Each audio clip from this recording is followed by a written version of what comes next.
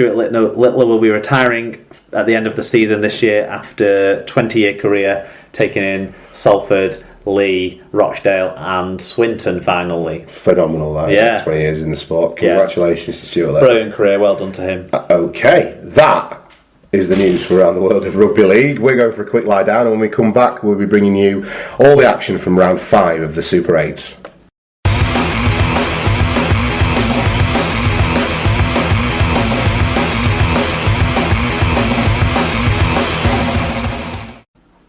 Okay, so round 5 of the Super 8s, and things are starting to take shape at the top of Super League. We'll start over at Langtree Park on Thursday night, Mark, where Saints confirmed who the top 4 are going to be with this convincing win over the Castleford Tigers. Yeah, definitely. I mean, it was convincing, but Cass started quite well and probably played the more exciting rugby until injuries. Their threadbare squad was shown for what it was, with the a couple of in-game knocks, Junior Moores being the most significant. Yeah. Solomona was hobbling around for ages as well. I don't know why Paddy Flynn didn't come back onto the pitch for him unless he got hurt. I'm not sure. Yeah. He tried. Unless they're trying to get Solomona over that number of tries. And just he tried manfully in the forwards, didn't he, Paddy Flynn, when he came over? He was so lost in terms of positioning, and that was the time when Saints were able to take control. Yeah. Their bench was far stronger. Their forward pack was so powerful, and they were able to just fall over the line repeatedly. Yeah. After Cass scored a couple of nice tries, well worked tries. Luke Dawn's try was good. Yeah. Rip Saints apart, but they weren't ever going to stay with it long enough, unfortunately, when you looked at that squad. And the power of the Saints pack was, it's been what it's been all year, and a few other people contributed well on top of Walmsley and Amor. And it's a strong result for St Helens, and it does send the marker out in terms of the score line is resounding. I wonder if Castleford, had they been able to put out a stronger side, might not have come away with more from this. But Saints keep winning, and they keep finding ways to win, and you can only beat what's in front of you, can't you? And it augurs well for them in terms of having some form going into the last couple of weeks and then into the semi-finals, doesn't it? Certainly, yeah, definitely. So what were the big statistical stories from this one? It was the fewest total metres in a game since round 1 this year. Cass's discipline didn't help their cause, with 11 penalties conceded to Saints' 6. 3% better tackle success, 3 more breaks, 300 plus more metres, all underline Saints' superiority in this one. True to recent form, though, they still lost the error count, 14-13. Only just then. So not as many as they've. It's a bit of an improvement from the last few weeks, but still, that's where things aren't quite good enough for Saints. And you'd expect those fall over the line tries that they consistently scored in this game might not be as forthcoming against guys like you or Hull. Maybe, but on the flip side, they're still getting really good performances from Adam Swift. Johnny Lomax still looks absolutely dangerous, and James Roby is still the best hooker in the league for me. He's still the best hooker in the league for me. Really? Yeah, he's not the most exciting anymore, I wouldn't say necessarily, because that goes to Darryl Clark. Right. But he's still the best hooker in the league for me, is James Roby. I would have to respectfully disagree with you there, but we've already spent 3/4 of an hour talking about Evil Stags, so perhaps we don't fall down this rabbit hole. Individually, who stood out? Was there anything that stood out from the game for you? There was obviously the referee had a bit of a tough game keeping the players sort of honest. Yeah, and the penalty count was a bit. Well, penalties across the board this weekend. There was a lot of games with high penalty counts around there. So I don't know. Inconsistently awarded, maybe. I don't recall anything. There's nothing that's like. I mean, Randy Chase went in the bin, didn't he? But that was the right decision to make. I don't think some of the players in this game helped out the referee. I think Luke Walsh had a bit of a go, didn't he, a couple of times. He threw a ball very much towards a sideline official as well. That was in this game, wasn't it? And it seemed that's something that could have completely unnecessarily taken up with and should have been penalised. I haven't seen the charges actually this week. Could be maybe something that the match review panel come up off the back of that. Do you want to run through the individuals and I'll have a look? Yes, I certainly will. This will be this is a busman's holiday for me. Okay, for St Helens then, Kyle Amor had a try assist, 147 metres.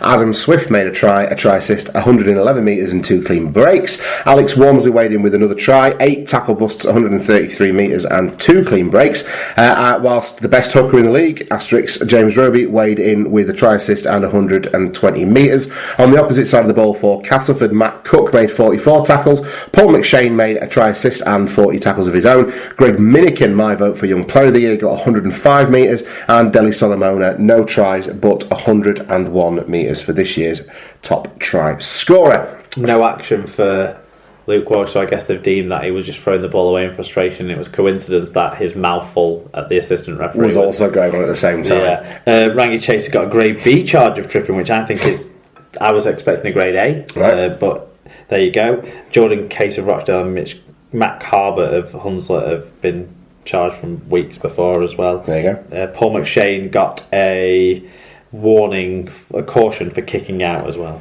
There you are. Okay, feedback on this one then. A lot of Castleford fans getting in touch with us. Fatboy Rob said Cass were really down to the bare bones, but fair play to Saints. They just didn't let us out of our own half, especially in the second 40 minutes.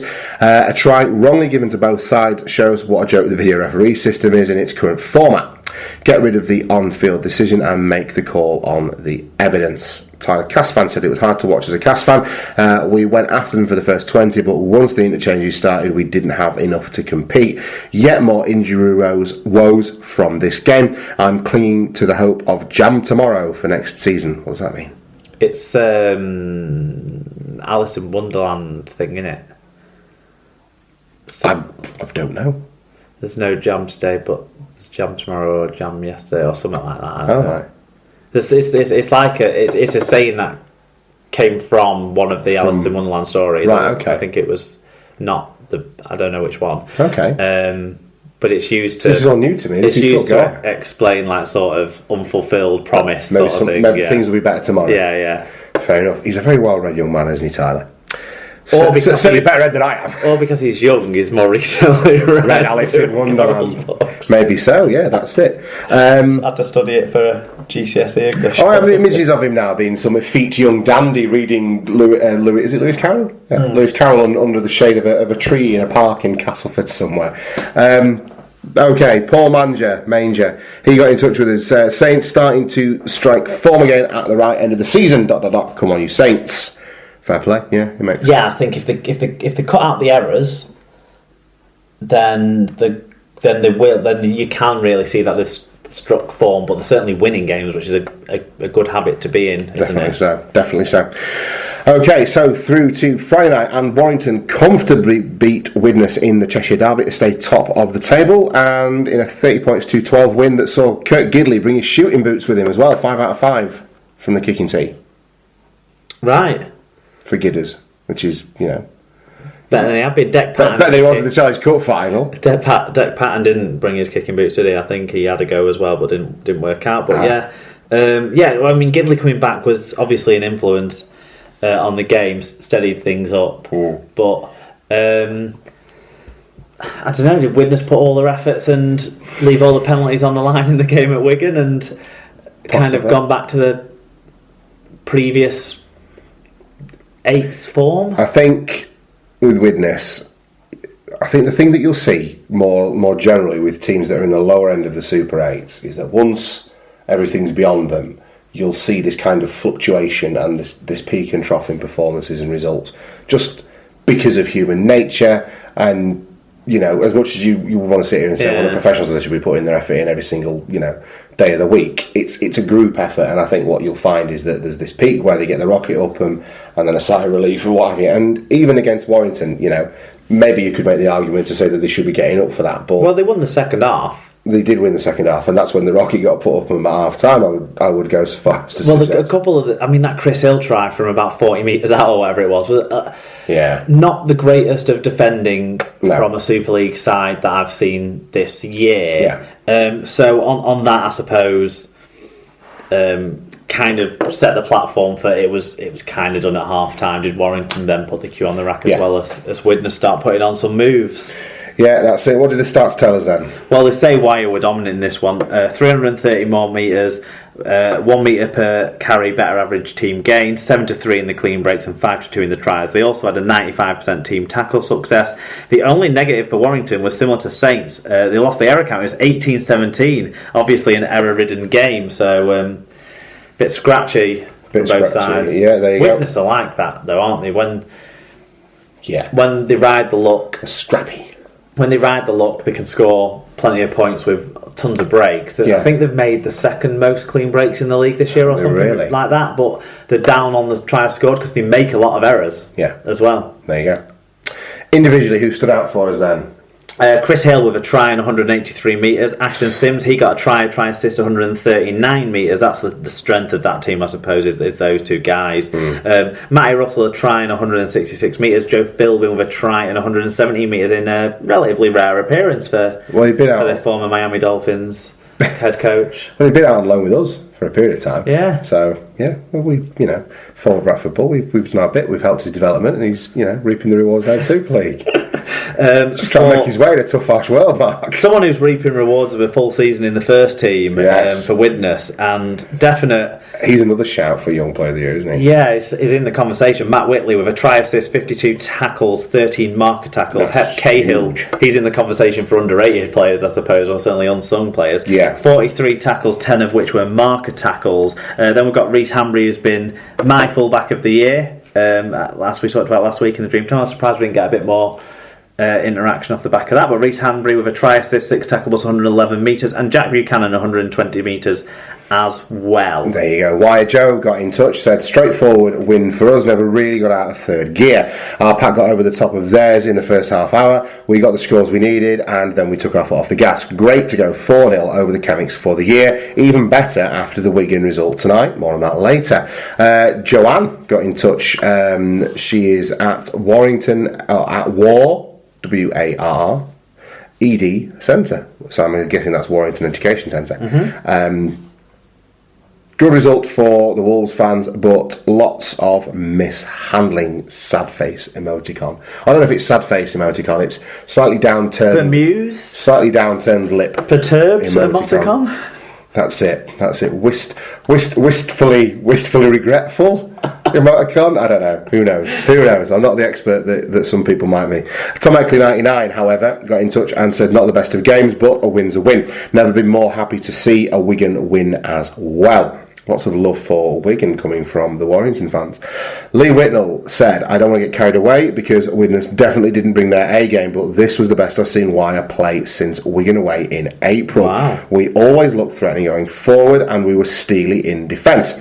And when we did let Widnes break the line, they mostly fucked it up. Bonus. All the young, which is what you alluded to earlier, all the young players stood up and did really well, promising signs for the future.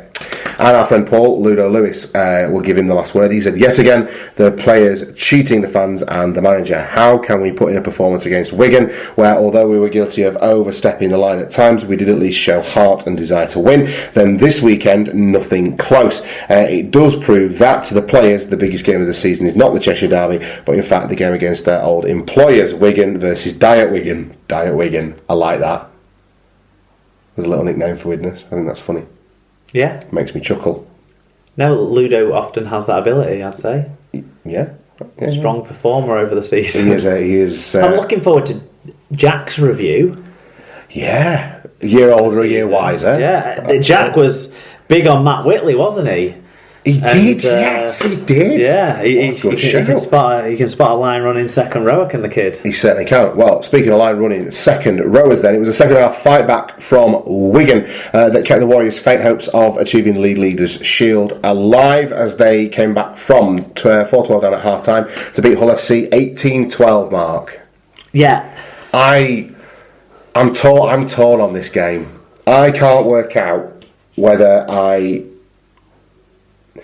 I think it's going to turn out to be a combination of the two, and I think the two things will have dovetailed in together. Whether Hull FC just didn't click in attack, or whether you were that strong in defence that you limited what they were able to do, and then were able to get your shit together in the second half and score enough points to shut them out. But I don't know. I've got to be honest, I tuned in for one of the first times I wanted Hull to win, so I kind of feel like this is one of the few times where I've been biased watching a Super League, because I want Hull to win the League Leaders' Shield, and I'd like to see them do the treble. Well, we can still help them do that. Yeah. By beating Warrington next week. But, I wasn't impressed with either attack in this one, to be perfectly honest. I actually found Hull FC's attack in the first half quite enterprising and exciting, and you saw plenty of offloads, different players popping up in different positions, but Wigan's goal line defence was really strong. I think Wigan's attitude and design